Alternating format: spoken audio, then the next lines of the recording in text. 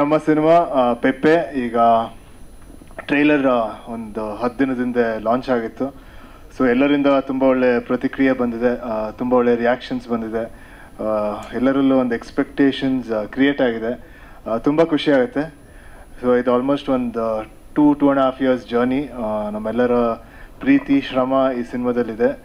ಅದರಿಂದ ನಿಮ್ಮೆಲ್ಲರಿಗೂ ರೀಚ್ ಆಗಿದೆ ಅಂತ ಅಂದ್ಕೊಂಡಿದ್ದೀನಿ. ಸೊ ಆಗಸ್ಟ್ 30ನೇ ತಾರೀಕು ಈ ಸಿನಿಮಾ ರಿಲೀಸ್ ಆಗ್ತಿದೆ. ಅದಕ್ಕೆ ಈಗ ಪ್ರೆಸ್ ಮೀಟ್ ಬಂದು ಏನು ವಿಷಯ ಅಂದರೆ, ಈ ಸಿನಿಮಾನ ನೀವು ಹೇಗೆ ಪರ್ಸೀವ್ ಮಾಡಬೇಕು, ಹೇಗೆ ಈ ಸಿನಿಮಾನ ನೋಡಬೇಕು, ಹೇಗೆ ಇದನ್ನ ಪ್ರೋತ್ಸಾಹಿಸಬೇಕು ಅಂತ ಕೇಳೋಕ್ಕೆ ಈ ಪ್ರೆಸ್ ಮೀಟ್ ಕೂಡ. ಸೊ ನಿಮ್ಮ ಹತ್ರ ನನ್ನ ಪ್ರಶ್ನೆ ಇದ್ದರೆ ಫಸ್ಟ್ ನಾನು ಉತ್ತರಿಸ್ತೀನಿ. ಹಾಂ ಪೆಪ್ಪೆ ಅಂದರೆ ಆ್ಯಕ್ಚುಲಿ ಕ್ಯಾರೆಕ್ಟರ್ ಹೆಸರು ಪ್ರದೀಪ ಅಂತ. ಸೊ ಶಾರ್ಟ್ ಫಾರ್ಮಲ್ಲಿ ಪೆಪ್ಪೆ. ಆಮೇಲೆ ಇನ್ನೊಂದೇನೆಂದರೆ, ಈಗ ಕೇರಳಲ್ಲಿ ಫುಟ್ಬಾಲ್ನ ತುಂಬ ಆಚರಿಸ್ತಾರೆ. ನಾವು ಹೇಗೆ ಕ್ರಿಕೆಟ್ ಆಚರಿಸ್ತೀವಿ, ಕೇರಳಲ್ಲಿ ಫುಟ್ಬಾಲ್ ತುಂಬ ಆಚರಿಸ್ತಾರೆ. ಪೆಪ್ಪೆ ಬಂದ್ಬಿಟ್ಟು ಒಂದು ಯುರೋಪಿಯನ್ ಫುಟ್ಬಾಲರ್ ಹೆಸರು. ಸೊ ಅದರಿಂದ ಇನ್ಸ್ಪೈರ್ ಆಗಿ ಡೈರೆಕ್ಟರ್ ಮೋಸ್ಟ್ಲಿ ಈ ಕ್ಯಾರೆಕ್ಟರ್ ಕೂಡ ಅದೇ ಹೆಸರು ಇಟ್ಟಿದ್ದಾರೆ ಅನಿಸುತ್ತೆ.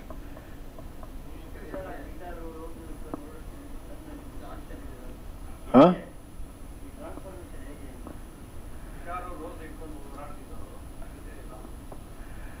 ಇಲ್ಲ, ಅದು ಹಿಡ್ಕೊಳಕ್ಕೆ 10 ವರ್ಷ ಆಗಿದೆ. ಈಗ ಸಡನ್ ಆಗಿ ಹಿಡ್ಕೊಂಡಿಲ್ಲ, 10 ವರ್ಷ ಆದ್ಮೇಲೆ ಹಿಡ್ಕೊಂಡಿರೋದು. ಬಟ್ ಆ ಕತೆಗೆ ಬೇಕಾಗಿತ್ತು, ಆ ಕ್ಯಾರೆಕ್ಟರ್ಗೆ ಬೇಕಾಗಿತ್ತು. ಕೆಲವೊಂದು ಕತೆ ಗಿಟಾರ್ ಮೂಲಕ ಹೇಳ್ಬೇಕು, ಕೆಲವೊಂದು ಕತೆ ಹೂದ್ ಮೂಲಕ ಹೇಳ್ಬೇಕು, ಕೆಲವೊಂದು ಕತೆ ಈ ಥರ ಏನಿಂದು ಮಚ್ಚ ಮೂಲಕ ಹೇಳಬೇಕು. ಸೊ ಅದೇ ರೀತಿ ಪೆಪ್ಪೆ ಆ ಥರ ಒಂದು ಕತೆ ಅನಿಸುತ್ತೆ. ಅದಕ್ಕೋಸ್ಕರ ಇದ್ರ ಮೂಲಕ ಹೇಳಿದ್ರೆ ಬಹುಶಃ ಚೆನ್ನಾಗಿರುತ್ತೆ ಅಂದ್ಬಿಟ್ಟು ಟ್ರೈ ಮಾಡಿದ್ದೀವಿ.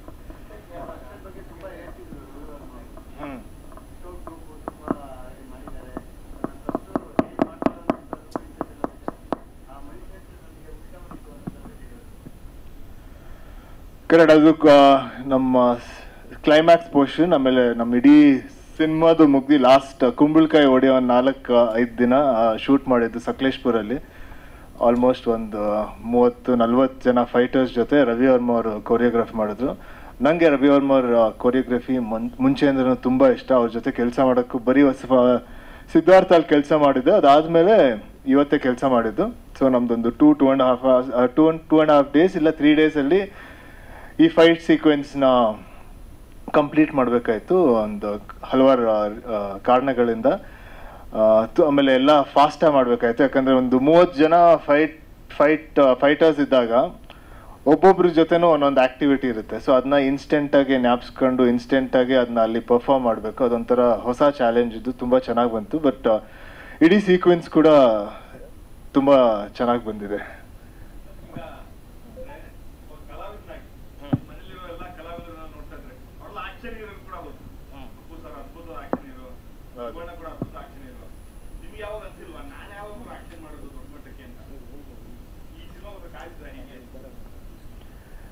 ಇಲ್ಲ, ನನಗೆ ನನ್ನ ಪ್ರತಿಯೊಂದು ಸಿನಿಮಾನೂ ನನಗೆ ತುಂಬ ಇಷ್ಟ. ಯಾಕಂದರೆ ಎಲ್ಲ ಸಿನಿಮಾಲೂ ಅದರಾದ ಒಂದು ಜರ್ನಿ ಇದೆ.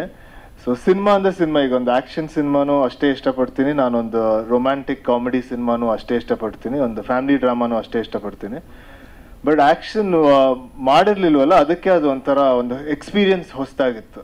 ಸೊ ಅದರಿಂದ ಇದು ಖುಷಿ ಆಯ್ತು ಈ ಸಿನಿಮಾನ ಮಾಡೋಕ್ಕೆ, ಪೆಪ್ಪೆ ಅಂತ ಒಂದು ಸಿನಿಮಾ ಮಾಡೋಕ್ಕೆ. ಯಾಕಂದರೆ ಒಂದು 10 years ಅದು ಈ ಥರ ಒಂದು ಕ್ಯಾರೆಕ್ಟರ್ ಮಾಡಿಲ್ಲ, ಈ ಥರ ಸೀಕ್ವೆನ್ಸಸಲ್ಲಿ ಆ್ಯಕ್ಟ್ ಮಾಡಿಲ್ಲ, ಪ್ಲೇ ಮಾಡಿಲ್ಲ. ಸೊ ಅದಕ್ಕೆ ಅದು ಖುಷಿಯಾಗಿ ಚೆನ್ನಾಗಿತ್ತು.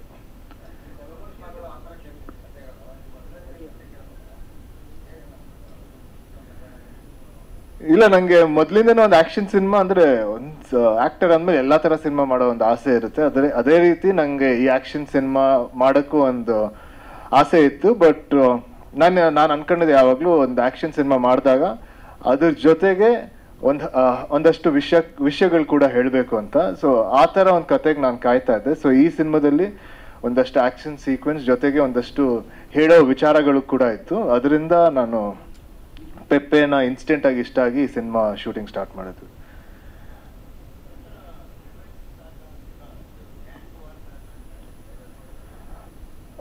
ಅಂದರೆ ಕಂಪ್ಲೀಟ್ ರಿವೆಂಜ್ ಸಾಗ ಅಂತ ಹೇಳೋಕ್ಕಾಗಲ್ಲ. ಈಗ ನಾವು ರೀಸೆಂಟಾಗಿ ಒಂದಷ್ಟು ಫ್ಯಾಮಿಲಿ ಟ್ರೀ ಬಿಟ್ವಿ ನಮ್ಮ ಸಿನಿಮಾದು. Raghavendra family, Mallabari family, Rayappan family. So ಇದೊಂದು ಊರು, ಕಾಲ್ಪನಿಕ ಬದ್ನಾಳು ಅಂತ ಊರಲ್ಲಿ ನಡೆಯೋ ಕತೆ. ಈ ಊರಲ್ಲಿ ಒಂದು 4 ಫ್ಯಾಮಿಲಿಗಳಿರುತ್ತೆ. ಸೊ ಈ ಕತೆ ಒಂದ್ ಲೈನಲ್ಲಿ ಹೇಳ್ಬೇಕಂದ್ರೆ ಅಂದ್ರೆ ಈ 4 ಫ್ಯಾಮಿಲಿಗಳ ನಡುವೆ ನಡೆಯೋ ಒಂದು ಹೋರಾಟ, ಇಲ್ಲ ಅಂಡರ್ಸ್ಟ್ಯಾಂಡಿಂಗ್ಸ್, ಮಿಸ್ಅಂಡರ್ಸ್ಟ್ಯಾಂಡಿಂಗ್ಸ್, ಅದ್ರ ಥ್ರೂ ಈ ಕತೆ ನಡೆಯುತ್ತೆ. ಸೊ ಅದಕ್ಕೆ ನಮ್ಮ ಕತೆ ಈಗ ಇಡೀ ಸಿನಿಮಾದ ಕತೆ ನಾವು ಒಂದು 2 hours 5 minutes ಅಲ್ಲಿ ಹೇಳಿದೀವಿ. ಆಮೇಲೆ ಹಲವಾರು ಕ್ಯಾರೆಕ್ಟರ್ಗಳಿದೆ ಈ ಕಥೆಯಲ್ಲಿ. ಇಲ್ಲಿ ಒಂದಷ್ಟು ಕ್ಯಾರೆಕ್ಟರ್ ಮಾತ್ರ ಕೂತೀವಿ, ಇನ್ನೂ ಒಂದಷ್ಟು ಕ್ಯಾರೆಕ್ಟರ್ಗಳಿದೆ. ಅದರಿಂದ ಜನಕ್ಕೆ ಮುಂಚಿತವೇ ಈ ಕ್ಯಾರೆಕ್ಟರ್ಗಳ ಪರಿಚಯ ಆಗಲಿ ಅಂತ ನಾವು ಸೋಷಿಯಲ್ ನೆಟ್ವರ್ಕ್ ಅಲ್ಲಿ ಒಂದಷ್ಟು ಕ್ಯಾರೆಕ್ಟರ್, ಆಮೇಲೆ ಈಚ್ ಫ್ಯಾಮಿಲಿ ಟ್ರೀ ತರ ಮಾಡಿ ಒಬ್ಬೊಬ್ರಿಗೆ ಇರೋ ಒಂದು ರಿಲೇಶನ್ಶಿಪ್ಗಳನ್ನ ನಾವು ಮುಂಚೆನೆ ಬಿಟ್ಬಿಟ್ವಿ. ಸೊ ಇದನ್ನ ಅವ್ರು ಫೆಮಿಲಿಯರ್ ಆದಾಗ, ಸಿನಿಮಾ ನೋಡಿದಾಗ ಅದು ಇನ್ನೂ ಈಸಿಯಾಗಿ ರಿಲೇಟ್ ಆಗ್ತಾರೆ ಅಂತ ಈ ಫ್ಯಾಮಿಲಿ ಟ್ರೀ ಅದು ಇದು ಮುಂಚೆನೆ ಬಿಟ್ವಿ.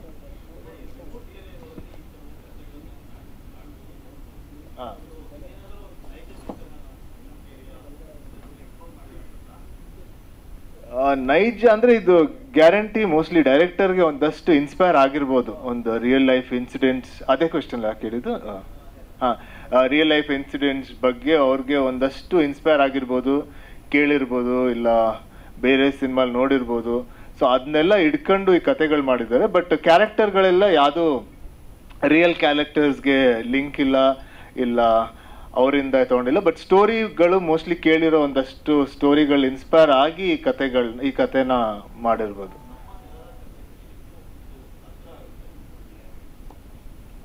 ಅಂದ್ರೆ ಇದ್ರಲ್ಲೊಂದು ಯೂನಿವರ್ಸಲ್ ಇಮೋಷನ್ ಕೂಡ ಅಂತೂ ಇದೆ. ಎಲ್ಲ ಕಲ್ಚರ್ಗೆ ಏನಂತಾರೆ ರಿಲೇಟ್ ಆಗೋ ಒಂದಷ್ಟು ವಿಷಯಗಳಿದೆ.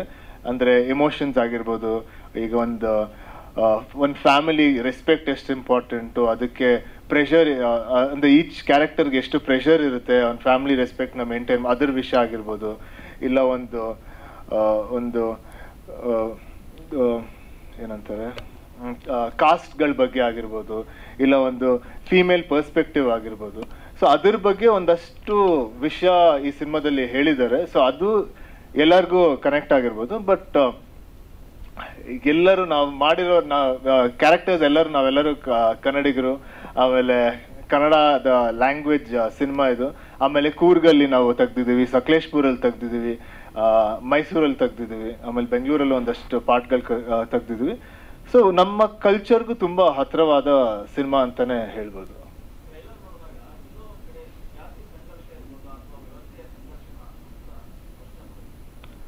ಕರೆಕ್ಟ್. ಇದು ಅದೇ ಎಲ್ಲರ ಹೋರಾಟ ಈ ಸಿನಿಮಾದಲ್ಲಿರೋದು.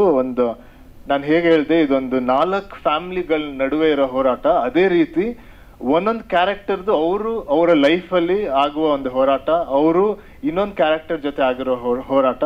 ಸೊ ಅದು ಸಾಮಾಜಿಕ ಇರ್ಬೋದು, ಇಲ್ಲ ಕಾಸ್ಟ್ ಬಗ್ಗೆ ಇರ್ಬೋದು, ಹಲವಾರು ಇದನ್ನ ಒಂದಷ್ಟು ವಿಷಯಗಳನ್ನ ಹೇಳಿದ್ವಿ. ಸೊ ಸಿನಿಮಾ ನೋಡಿದಾಗ ಒಬ್ಬೊಬ್ರಿಗೂ ಏನಾರು ಒಂದು ಸಿಗುತ್ತೆ ಅಂತ ಅನ್ಸುತ್ತೆ.